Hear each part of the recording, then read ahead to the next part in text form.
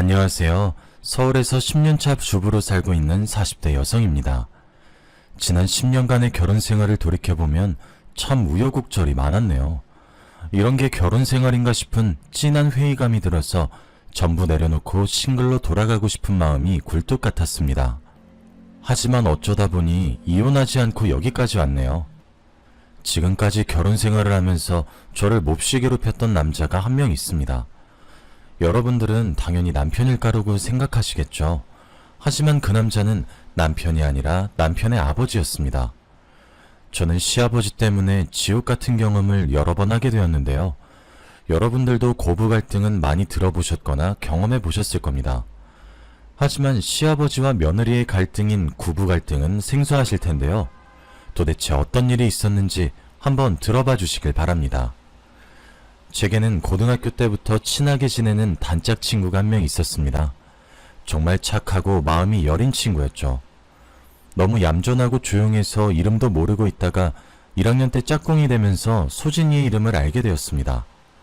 친해지고 보니까 소진이는 항상 웃는 얼굴로 친구들을 대했고 애들이 싫어하는 일이 생기면 언제나 소진이가 먼저 나서더라고요. 제가 정말 소진이를 좋게 본 날이 있었습니다. 바로 학교 강당 청소당번을 정하는 날이었는데요. 선생님께서 봉사 시간을 줄 테니 봉사하고 싶은 사람은 손을 들라고 했죠. 자, 저번에 말한 거 기억하고 있지? 봉사 시간 줄 거니까 학교 강당 청소할 사람 손 들어봐. 밤마다 한 명이면 돼. 이번엔 누가 할래? 저희 학교는 대강당에서 발표회를 할 때마다 강당을 청소하고 꾸밀 학생을 한 명씩 뽑았어요.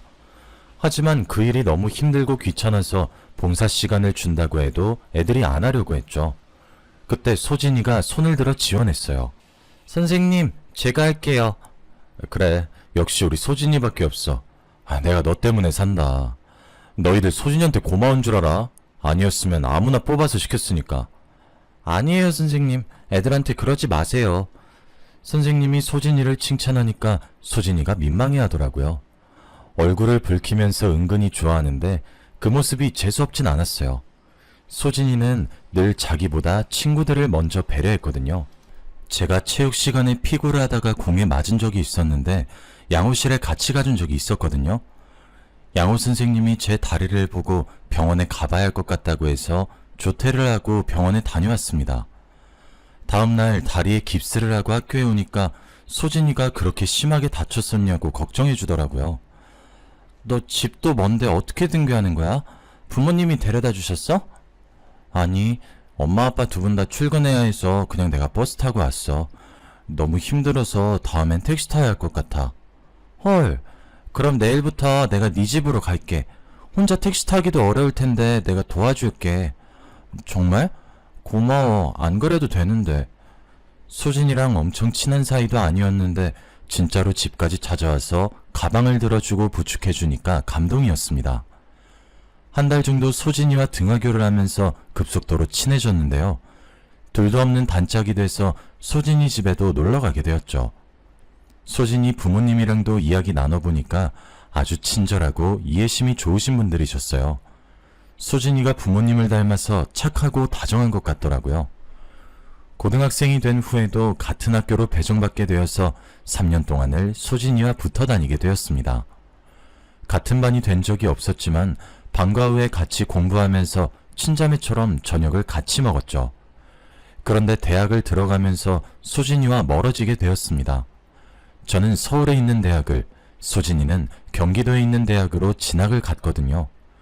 대학에 들어가고 1년 정도는 서로 연락을 주고받았지만 어느 순간부터 연락이 끊어지고 말았습니다. 소개팅 자리에서 남편을 만난 후로 연락을 잘 해주지 못했거든요. 원래는 소개팅할 생각이 없었는데 저랑 친한 선배가 갑자기 저를 불러세워서 시간이 있냐고 물었습니다. 효정아, 너 오늘 시간 있지? 내 부탁 한 가지만 들어주면 안 될까? 시간이야 있는데 왜? 내가 아는 남자 후배들한테 3대3 소개팅 시켜주기로 했는데 한 명이 펑크 내버렸어. 네가 대타 좀 띄워주라. 이렇게 갑자기? 그냥 머릿수만 채워주면 돼. 응? 언니가 밥 사줄 거니까 한 번만 나가주라. 선배가 소고기를 사주겠다고 저를 꼬시길래 홀라당 넘어가 버리고 말았죠. 선배 말대로 머릿수만 취하면 될 거라고 생각했습니다. 그런데 소개팅 자리는 제 생각보다 적극적이더라고요. 카페에서 모이자마자 통성명을 하고 소지품 같은 걸 내놓게 하더니 동전, 지갑, 립스틱 같은 걸로 짝을 짓게 만들었습니다. 저는 가방에 있던 립스틱을 내놓았는데 남편이 3가지 물건 중 립스틱을 선택했습니다. 그래서 남편과 짝이 되었죠. 짝이 정해진 후로는 카페를 나와 커플들끼리 데이트를 하게 되었습니다. 남편이랑 쭈뼛거리며 뭘 할까 이야기 나누다 카페 근처에 있는 식당으로 들어가 식사를 했습니다. 그리고 공원에서 산책을 하다가 집에 가려고 했죠. 남편이 제 연락처를 물어볼 줄 몰랐는데 제가 인사칠에 다음에 보자고 했더니 핸드폰 번호를 물어봤습니다. 집에 돌아와서 보니 주말에 또 보자는 문자를 했더군요. 남편이 싫지 않았던 저는 데이트 신청에 응했습니다. 그렇게 몇 번 만나다 보니 연인이 되었죠. 지금 생각해보니 남편과 연애하면서 정말 좋았던 순간이 기억나지 않네요. 그저 저한테 잘해주고 다정한 사람이라서 무난한 연애를 했던 것 같습니다. 헤어질 것 같이 싸우거나 다툰 적이 없는 터라 나쁜 기억도 없네요. 정말 순탄하게 연인 관계를 유지하다 보니 졸업을 앞두면서 결혼을 생각하게 되었습니다. 남편이 대기업에 들어가게 되었거든요. 저도 대기업까진 아니어도 초봉이 괜찮았고 금전적으로 안정이 되다 보니 자연스럽게 결혼 이야기가 나왔습니다. 그때가 사귄 지 6년 정도 되었던 것 같네요. 저희가 결혼하겠다며 시댁에 인사를 드리러 간 날이었습니다. 그때 시아버지와 처음 이야기 나눠보았어요. 남편이랑 성격이 정반대더라고요. 성격이 아주 화통하고 말이 많으셨습니다. 게다가 술을 무척이나 좋아하시는 게 눈에 보였죠. 저보고 주량이 얼마나 되냐고 물어보더니 다짜고짜 술을 권했습니다. 아버님, 저 술 못해요. 이렇게 많이 따라주지 마세요. 못하긴 뭐가 못해. 원래 술은 마시다 보면 늘어. 몸에 좋은 술이니까 쭉 마셔봐라. 이거 도수 높은 술 아닌가요? 제가 취해서 실수할까봐 걱정돼서 그런데 다음에 마시면 안 될까요? 실수? 그런 거 보려고 먹이는 거 아니야? 어서 한 잔 받아. 어른이 주면 그냥 받아 마셔야지. 뭔 말이 그렇게 많아? 네, 알겠습니다. 아버님 등살에 못 이겨 주시는 술을 받아 마셨습니다. 제가 여자치고 술을 제법 잘 마셔서 다행이죠. 시아버지께서 계속해서 술을 따라주시는데 하마터면 정신을 잃고 쓰러질 뻔했습니다. 토할 것 같다고 거절해도 아버님께서 고집을 피우셨죠. 뭐? 토하고 싶다고? 엄살은? 술은 원래 마시면서 배우는 거야. 얼른 마셔. 당연히 이렇게까지 술을 마시라고 부추기는데 시어머니께서 가만히 있을 리가 없었죠. 가만히 지켜보다가 폭발하셨는지 술을 따라주려는 아버님의 팔을 잡아당겼습니다. 아휴, 이 사람이 대체 왜 이런담? 미안해요.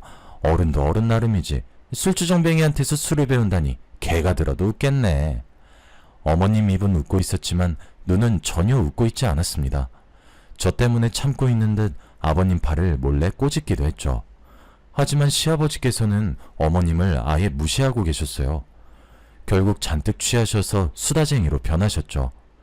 자기가 어렸을 때부터 20대 시절, 30대 시절까지 살아온 인생 이야기를 쭉 읊기 시작하시는데 듣기 너무 힘들더라고요. 앞으로 어떻게 살아야 하는지 훈화 말씀을 하셔서 잠깐 잠들 뻔했습니다. 맨정신이라면 웃으면서 잘 듣는 척이라도 할 텐데 술을 너무 많이 마셔서 눈이 자꾸 감기더라고요. 시어머니께서 제가 잠들려는 모습을 보았는지 아버님 어깨를 찰싹 때리셨습니다.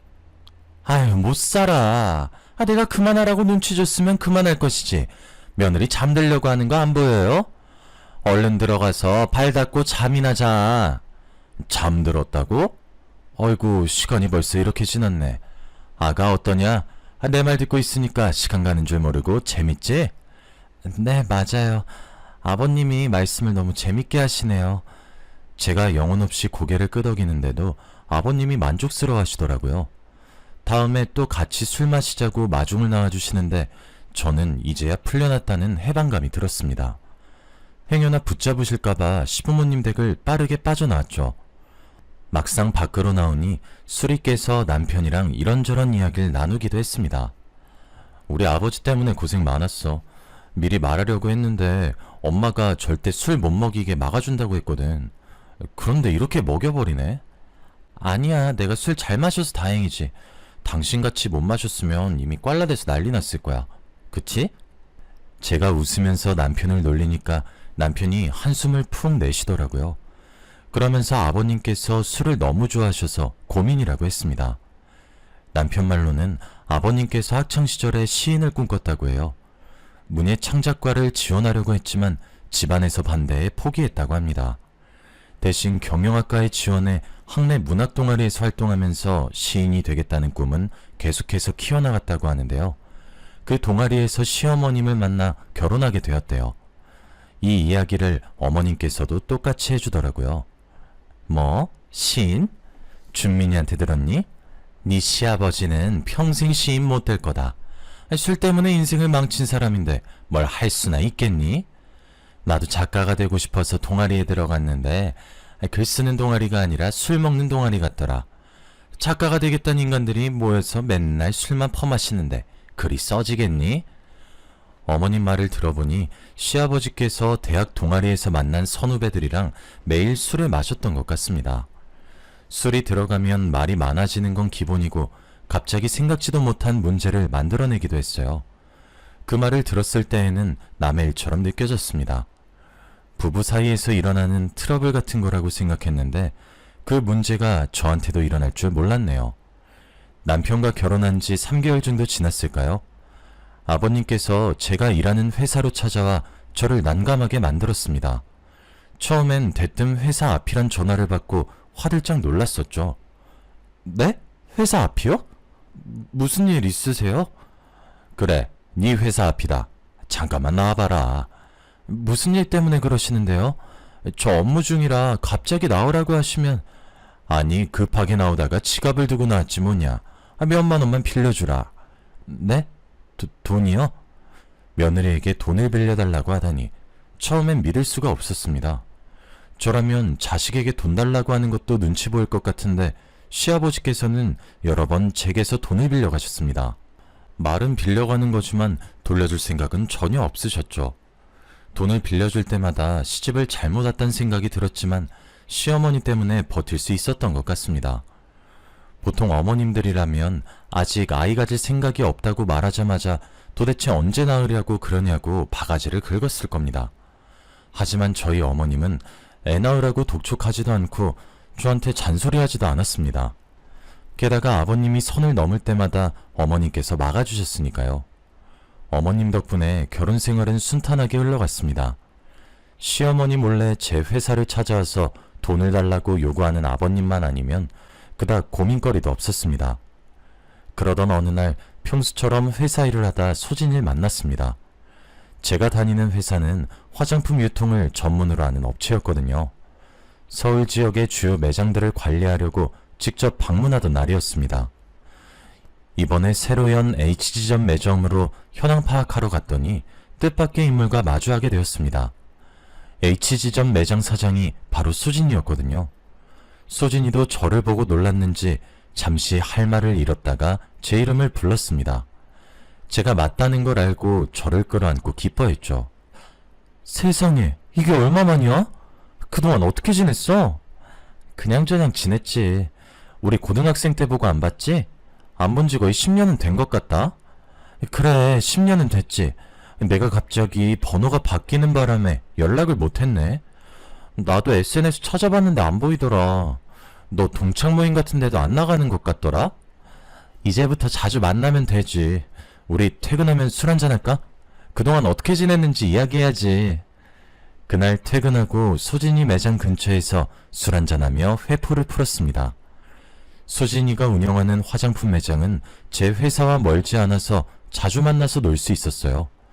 퇴근하고 별일 없으면 소진이네 매장에 가서 일을 도와준 적도 있었죠.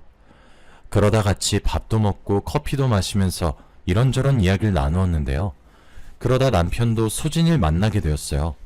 그날은 소진이와 단둘이서 술을 마신 날이었는데요. 5개월 만난 남자친구와 헤어졌다면서 소진이가 무리해서 술을 마시는 바람에 저도 생각보다 많이 마시게 되었습니다. 소진이 삼촌 소개로 만난 남자인데 그 남자가 갑자기 이별을 통보했다는 거 있죠. 알고 봤더니 소진이 말고 다른 여자와 양다리를 걸치면서 저울질하다가 소진이를 버린 것이었습니다. 게다가 그 남자는 다음 달에 결혼한다는 소문을 들었다니까 저까지 화가 나서 술을 들이부을 수밖에 없었죠. 그날 저희 둘이서 먹은 술병이 4병이나 됐습니다. 저는 잘 마셔서 멀쩡했지만 소진이는 술도 못 마시는데 무리하는 게 보였습니다. 이러다 집 못 가는 거 아닌가 싶었는데 다행히 남편에게 전화가 왔습니다. 여보세요? 당신 야근한다면서 퇴근했어? 지금 집인데. 당신 지금 어디야? 소진이랑 같이 술 마시고 있어. 밤 12시가 넘었는데 집은 어떻게 오려고 그래? 택시 타려고 했는데 당신이 데리러 오면 안 돼? 소진이가 생각보다 많이 취해서 내가 어떻게 못할 것 같아. 아유, 못 살아. 알겠어, 지금 갈게. 야근하고 온 남편에게 데리러 오라고 하는 게 미안했지만 저도 취해서 소진이를 부축할 힘이 부족할 것 같았습니다. 그래서 우선 소진이에게 술잔을 빼앗고 물부터 먹였죠. 많이 취했으니 술 대신 음료수를 시켜서 먹고 있을 때였습니다. 남편이 제가 문자로 알려준 주소를 보고 금방 찾아왔더군요. 문을 열고 들어오더니 두리번거리다가 제가 있는 테이블로 걸어왔습니다. 술을 얼마나 마셨길래 취했다고 그래. 내일 출근 어떻게 하려고? 에이, 내가 알아서 할게. 나 술 금방 깨는 거 알고 있잖아. 아, 맞아. 여긴 내 동창 소진이. 소진아, 인사해. 내 남편이야. 안녕하세요. 가영이한테 많이 들었어요. 안 그래도 우리 남편이 낯을 가리는데 술기울 때문에 얼굴을 잔뜩 붉히고 배시시 웃으면서 말하는 소진이를 더 어색해 하더라고요. 그래도 남편이 소진이를 데려다 주는 길에 이런저런 대화를 하면서 친해진 게 눈에 보였습니다. 사이가 제법 가까워졌는지 남편이 소진이 안부를 물어볼 때도 있고 소진이가 남편의 안부를 물어볼 때도 있었죠. 그쯤에 저는 계획에도 없던 아들이 생겨서 직장 생활을 계속해야 할지 고민하고 있었습니다. 제 고민을 시어머니께 말씀드렸더니 의외로 쿨하게 말씀하시더라고요. 그만두긴 왜 그만둬? 요즘은 여자라고 집에만 있는 거 아니야. 애 키우면서 직장 생활할 자신 있으면 계속해. 내가 거들어줄 테니까.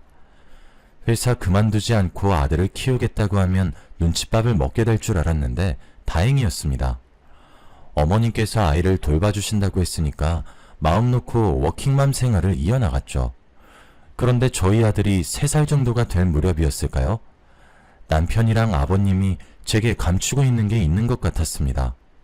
생신을 맞아 시부모님을 모시고 식당을 모시고 갔는데 제가 화장실에 간 사이 이상한 말을 하고 있더라고요. 뭐? 아버지, 이게 말이 된다고 생각해? 언제까지 엄마 속이려고? 난 더 이상 못 참아. 내가 다 말해버릴 거야. 뭐? 안 돼. 절대 말하지 마라. 내가 곧 정리할 거라고 했잖아. 날 믿고 조금만 더 기다려주라. 열흘 안으로 정리할게. 열흘은 무슨? 지금 당장 정리해. 해도 너무하잖아. 엄마 친구랑 어떻게 그런 관계를 가져놓고. 쉿. 이러다 누가 듣겠다. 제발 진정하고 내 말 좀 들어주라. 내가 깨끗하게 정리할 테니까 기다려주라고. 제가 화장실에 간 사이 어머님도 화장실에 간 모양이었어요. 멀리서 어머님이 걸어오는 모습이 보이더군요.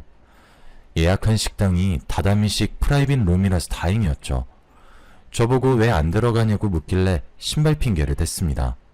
그러면서 일부러 크게 소리내며 신발에 껌이 묻은 것 같다고 둘러댔는데요. 그제야 남편과 아버님이 입을 다물고 아무 소리도 안 내더라고요. 제가 어머님과 함께 룸 안으로 들어가서 식사를 마저 했습니다. 밥이 입으로 들어가는지 코로 들어가는지 모르겠더군요. 얼른 식사 자리를 끝내고 남편에게 무슨 일이 있었는지 물어볼 생각만 있었습니다. 그래서 시부모님과 헤어지자마자 남편을 붙잡고 물어봤죠. 당신 아버님이랑 무슨 일 있었어? 설마 바람 피신 거 아니지? 설마 다 들은 거야? 우리 엄마도 들었어? 아니, 어머님은 못 들으셨어. 내가 들으실까봐 괜히 딴소리 하긴 했는데. 당신 좋게 말해봐. 도대체 무슨 일이 있었던 거야? 사실 그게 남편이 하는 말을 들어보니 제 예상대로 시아버지께서 바람을 피고 계셨습니다. 남편이 시아버지의 외도를 알게 된 건 6개월 전이었다고 하더군요. 그런데 놀랍게도 시아버지께서 먼저 불륜을 고백하셨다고 합니다. 어느 날 남편 회사를 찾아온 아버님이 돈을 달라면서 어처구니 없는 말을 늘어놓았다고 해요. 너 혹시 돈 모아둔 것 좀 있냐? 딱 2천이 필요한데. 네? 2천이요? 아니 갑자기 2천만 원은 어디에 쓰려고 그러세요? 아니 내가 갑자기 몸이 아파서 말이야. 몸이 아프시다고요? 병원에 가보셨어요? 아버지가 아프단 말을 듣자마자 남편의 심장이 쿵 하고 내려앉았다고 합니다. 도대체 어디가 아픈 거냐? 수술해야 하냐? 다른 병원도 가보자. 남편이 호들갑을 떠니 아버님께서 결국 거짓말이라고 실토했다고 해요. 아휴, 아니다, 아니야. 내가 돈이 급해서 거짓말을 했다. 네? 거짓말이요? 아버지, 갑자기 왜 그러세요? 친구가 급한 사정이 생겨서 돈이 필요하대. 친구요? 어떤 친구요? 보이스피싱 같은 거 당하신 거 아니죠? 남편은 아버님과 대화할수록 의심이 들었다고 하죠. 아버님이 횡설수설하길래 아까부터 독한 향수 냄새가 나 여자 문제가 생긴 거라고 직감했다고 합니다. 그래서 아버님 몰래 핸드폰을 훔쳐봤다가 어머님이 아닌 다른 여자가 생겼다는 사실을 알아냈는데요. 남편이 화를 내면서 물어봤더니 아버님께서 태연하게 고개를 끄덕였다고 해요. 더군다나 아버님의 내연녀는 어머님과 가장 친한 친구분이셨습니다. 남편은 아버님의 뻔뻔함에 어이가 없어져서 말이 나오지 않았습니다. 하지만 어머님이 알면 충격을 받고 쓰러지실까봐 아버님 외도를 어떻게든 중단시키려고 했죠. 실제로 시아버지께서 남편 말을 듣고 급한 사정만 해결되면 내연녀와 정리를 할 거라고 약속했다고 합니다. 그런데 벌써 몇 달째 정리하지 않고 시어머니의 눈을 피해서 계속 만남을 가지고 있다고 하네요. 며느리인 저도 화가 나는데 남편이 화를 내는 건 당연한 일이었어요. 아버님이 내연녀를 만나다가 또 걸리자 남편이 소리를 지르면서 난리를 쳤습니다. 아버지, 나랑 끝내기로 약속했잖아. 도대체 왜 그러는 건데? 진짜 엄마가 알면 충격받고 쓰러질지도 몰라. 그러니까 제발 이러지 말자. 이번이 마지막 기회야. 이번에도 약속 안 지키면 정말 가만히 안 있을 거야. 아버님이 이번에도 알겠다는 대답을 내놓았습니다. 왠지 모르게 아버님이 저희를 무시하고 계속해서 불륜을 저지를 것 같더군요. 시아버지의 내연녀가 다른 사람도 아니고 시어머니의 친구분이신데 부디 아버님께서 정리를 하시길 바랬습니다. 게다가 아버님께서 어머님께 잘 못하시는 것도 아니었으니까요. 두 분이 다정하게 이야기 나누는 모습을 볼 때마다 어떻게 해야 하나 속으로 갈등하는 시간이 늘어나고 있었습니다. 그러다 얼마 뒤에 여름 휴가철이 되어서 제주도로 가족여행을 가게 되었습니다. 저는 당연히 아버님이 그곳에서는 내연녀가 철저하게 숨기고 있을 줄 알았죠. 그런데 숙소에서 밤늦게까지 내연녀와 전화통화를 하고 있더군요. 정말 어이가 없어서 한마디 하려다가 아버님께서 하는 이야기를 듣고 얼른 입을 다물었습니다. 설마 또 돈 이야기라는 걸까 걱정이 됐거든요. 여보, 당신은 지금 뭐하고 있어? 난 당신 생각이 나서 잠도 못 자고 있어. 이런 좋은 데는 당신이랑 와야 하는데 너무 아쉽다. 다행히 제가 우려하던 돈 이야기는 하지 않고 있더군요. 그래서 시아버지의 폰을 빼앗아 전화를 끊어버렸습니다. 당연히 아버님께서 저를 보고 노발대발하시면서 소리를 지르셨죠. 뭐 하는 짓이야 지금? 아버님, 도대체 왜 이러세요? 저희가 그만하라고 하시면 그만해야죠. 왜 끝까지 이러시는데요? 어머님이랑 진짜 이혼하고 싶으세요? 뭐? 이혼? 어디 버릇없이 시애비를 가르치려고 들어? 며느리 주제에 어디서 이혼을 들먹여? 버릇없는 것 같으니라고. 이 말을 듣고 속이 부글부글 끓어올라 욕짓거리를 내뱉을 뻔했습니다. 다행히 남편이 제 목소리를 듣고 어머님이 듣겠다며 끌고 가서 다행이었죠. 저희는 여름 내내 어머님이 안 보이는 곳에서 아버님을 어떻게 해야 할지 회의를 했습니다. 그래서 집으로 돌아오자마자 시아버지께 최후 통첩을 날렸죠. 일주일 내로 내연녀와의 관계를 정리하지 않으면 시어머니께 전부 다 말하고 이혼시키겠다고 했습니다. 그런데 저희가 그러기도 전에 아버님께서 전 재산을 몰래 처분하고 내연녀와 함께 도망을 가버리고 말았습니다. 더군다나 얼마 전 아버님이 남편에게 돈도 빌려갔었거든요. 다짜고짜 5천만 원을 달라고 하길래 절대 줄 수 없다고 했죠. 시아버지는 남편을 협박하면서까지 돈을 달라고 했습니다. 네가 5천만 원이 없다고? 예전부터 모아둔 돈 있는 거 다 알고 있다. 네가 괜히 돈을 달라고 하겠어? 나도 협박당하고 있으니까 이러는 거 아니야. 협박이요? 설마 그 여자가 아버지한테 협박을 했어요? 그래. 5천만 원만 주면 헤어져 준다고 하더라. 돈 안 주고 헤어지면 집까지 쫓아온다고 하니까 돈 내놔라. 설마 네 엄마랑 내가 갈라서길 바라는 건 아니지? 남편은 아버님이 거짓말을 하고 있는 건 아닐까 고민했다고 합니다. 하지만 진짜로 내연녀가 집으로 찾아올까봐 대출까지 해서 5천만 원을 줬다고 하죠. 그 돈을 가지고 도망간 걸 보니 아버님께서 거짓말을 했나 봅니다. 내연녀가 협박을 하긴커녕 아버님이 나서서 5천만 원과 전 재산을 들고 나르자고 했겠죠. 결국 시어머니도 이 사실을 알게 되었는데요. 어머님께서 충격을 받고 쓰러지거나 분노할 줄 알았는데 의외로 침착한 모습을 보이셨습니다. 남편은 아버님 지인들에게 전화를 해보면서 행방을 수소문해보았지만 별 소득이 없었죠. 일주일이 지났는데도 전화도 안 받고 문자에 답장도 없어서 경찰에 실종 신고를 하려던 찰나였습니다. 그런데 시어머님께서 그럴 필요 없다고 하시더군요. 예, 그럴 필요 없다. 이미 다른 년한테 올려서 도망간 인간을 다시 찾아서 뭐 하려고? 실종 신고고 뭐고 신경 쓰지 말자. 난 그냥 이혼하고 싶다. 시어머니는 아버님을 찾는 대신 이혼을 선택하셨어요. 당사자가 사라져버렸으니 합의 이혼은 불가능했고 궐석재판으로 이혼소송을 해야 했습니다.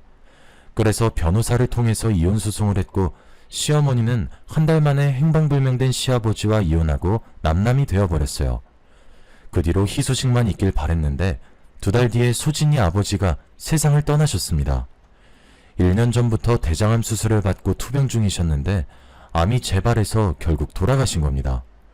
저는 장례식이 끝날 때까지 자비를 도우면서 소진이 곁을 지켰죠. 3일장을 다 치르고 나니 눈물 한 방울 안 흘리던 소진이가 저를 껴안으면서 고맙다고 하더군요. 효정아, 정말 고마워. 네 덕분에 아버지 좋은 곳으로 보내드릴 수 있었어. 아니야, 내가 한 것도 없는데 뭐. 울지마. 지금까지 잘 참아놓고 왜 갑자기 울어.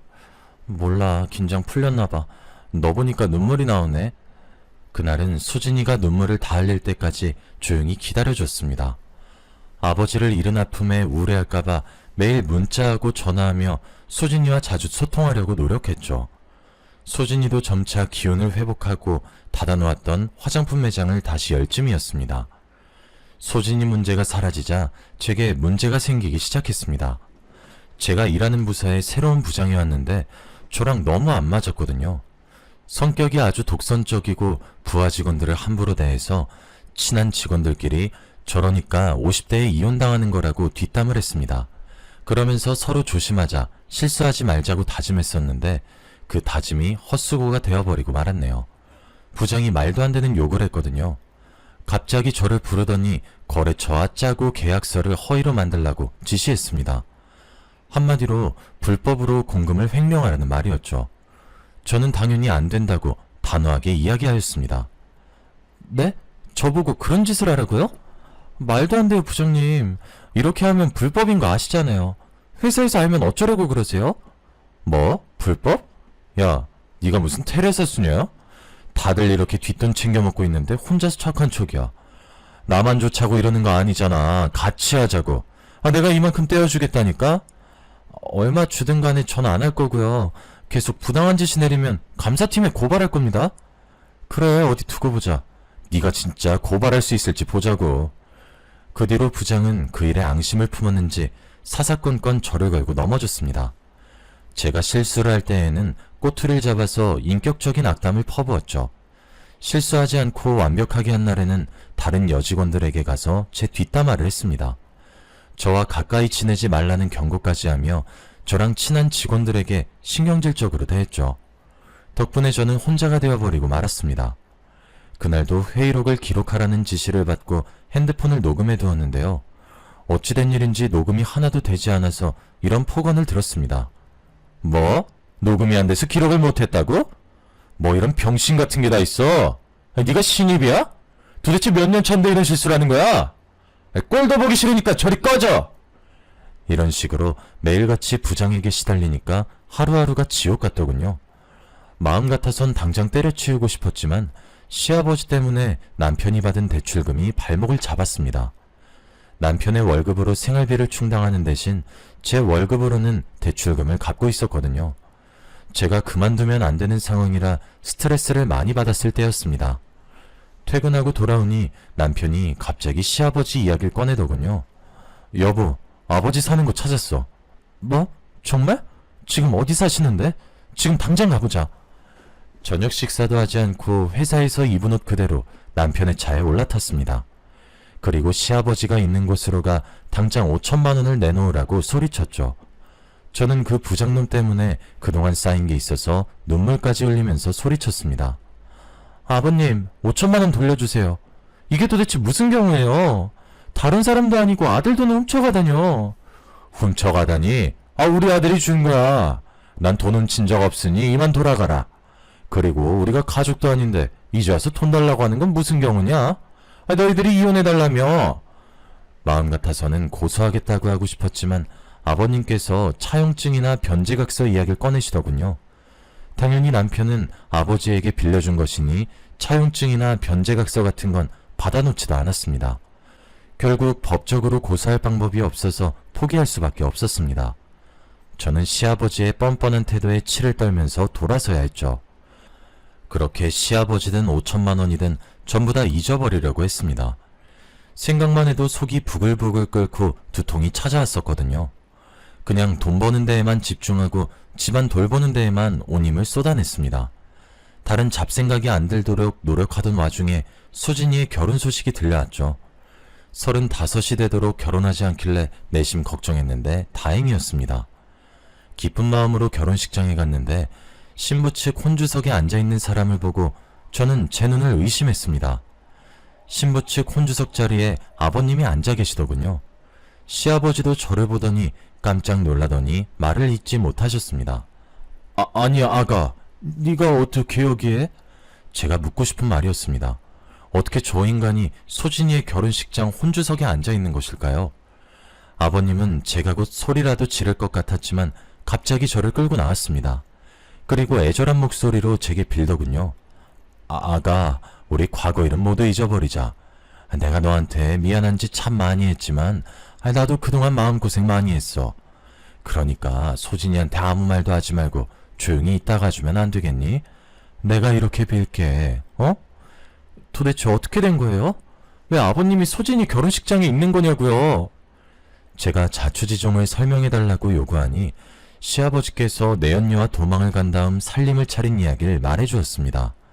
요점은 결국 아버님도 내연녀에게 버림을 받았단 거였죠. 내연녀를 믿고 가진 돈을 모두 맡겼는데 그 돈을 가지고 달아났다고 합니다.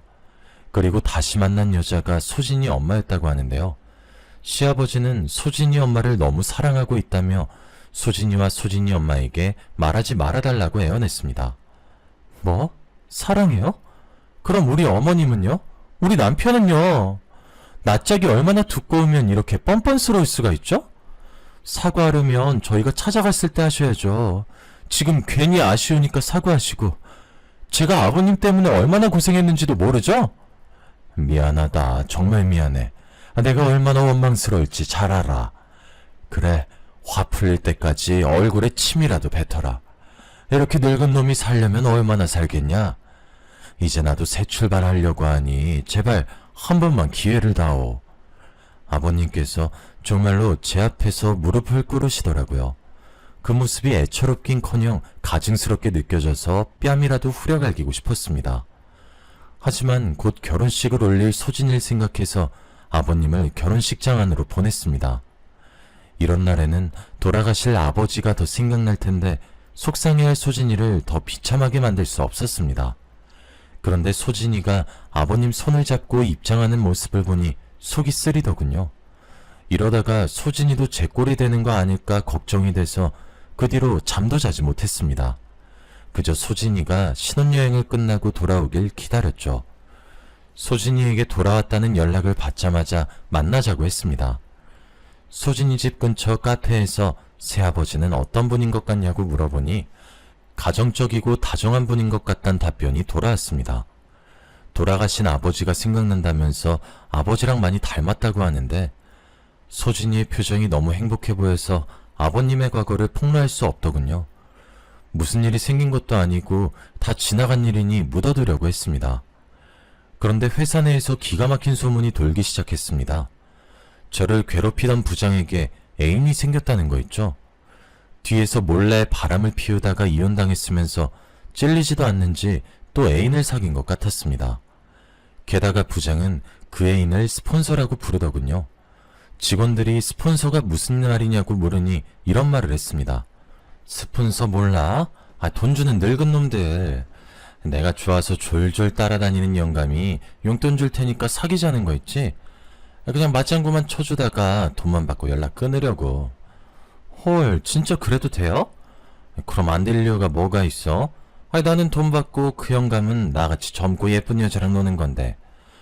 50대면 젊은 것도 아닌데 자신감 넘치는 여자였죠.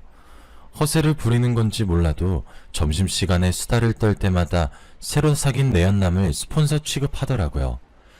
당연히 직원들은 믿지 않았지만 사진까지 보여주어서 진짜로 스폰서가 있구나 싶었습니다. 그런데 그 사진을 자세히 들여다보던 순간 엄청난 충격을 받고 말았죠. 부장의 스폰서가 제 시아버지였거든요. 더 충격적인 사실은 그 인간이 부장과 두 집 살림을 하면서 소진이가 주는 용돈을 쓰고 있었던 겁니다.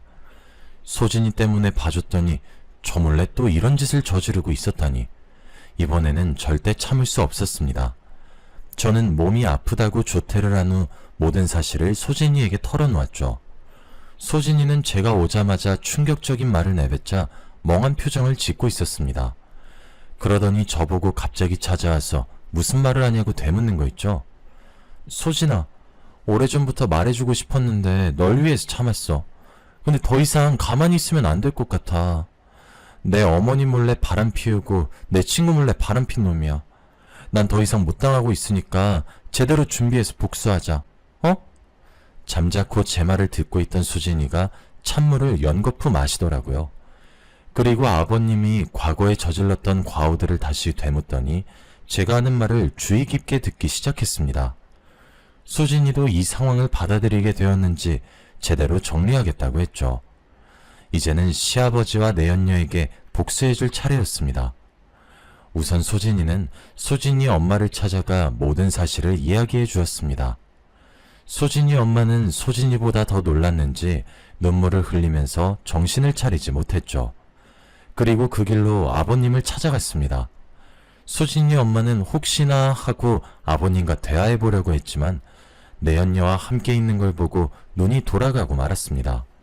그래서 동네 사람들이 다 보고 있는데 아버님 뺨을 때렸죠. 설마 했는데 정말이었구나. 정말 당신이 날 배신한 거였네? 나 몰래 다른 여자 만나니까 좋아? 나 속이니까 좋았냐고! 소진이 엄마는 이웃 주민이 부른 경찰이 올 때까지 그놈의 멱살을 잡고 쌩 난리를 피웠습니다. 경찰들이 저희를 말리는 바람에 그 소란이 끝이 났지 경찰이 오지 않았으면 아버님이 거의 묵사발이 되었을 겁니다. 결국 이혼당한 아버님은 위자료를 토해내느라 전 재산이 털린 것 같았죠. 내연녀였던 부장도 상간녀 소송에 걸렸다는 소문이 났습니다. 회사 내에서 남자 관계가 문란하고 근무 태도가 나쁘단 평이 자자해서 상간녀 소송 소문이 퍼지자마자 권고사직 당했다고 하네요. 아버님도 죗값을 치르고 부장도 떠나니 마음이 절로 편해졌습니다. 이제야 살만해졌다고 생각하고 있는데 남편이 아버님을 만나고 왔다고 하더군요. 아버님 이야기를 듣는 순간 기분이 나빠져서 인상을 쓰며 물었습니다. 뭐? 그 쓰레기 같은 인간을 왜 만난 거야? 아버님이 먼저 만나자고 연락했다고 하더군요. 저라면 만나지 않았을 테지만 남편에겐 아예 남이 아니라 아버지라서 마음이 쓰였나 봅니다. 아버님이 후줄근한 차림으로 나타나서 하소연했다고 하네요. 고시원에서 자활근로를 하면서 근근히 살아가고 있다며 도와달라고 사정한 것 같았습니다. 딱 10,000원만 주면 안 되냐? 10,000원이 아니면 5,000원이라도. 내가 지금 라면 한 그릇 사 먹을 돈도 없다. 아무리 내가 미워도 부모 아니냐.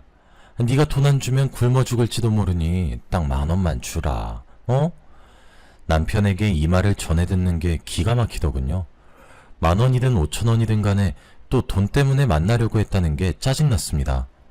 진심으로 반성하고 사과할 생각으로 만날 마음은 없었나 보죠. 돈이 궁해질 때마다 이럴 것 같아서 남편에게 절대 돈을 주지 말라고 했습니다.